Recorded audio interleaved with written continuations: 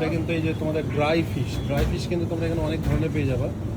চিংড়ি মিংড়ি সব আছে, যত ধরনের ড্রাই ফিশ আছে এখানে সব ড্রাই ফিশ পেয়ে যাবে তোমরা। ড্রাই ফিশের জন্য এখানে অবশ্যই তোমরা কানেক্ট করতে পারো।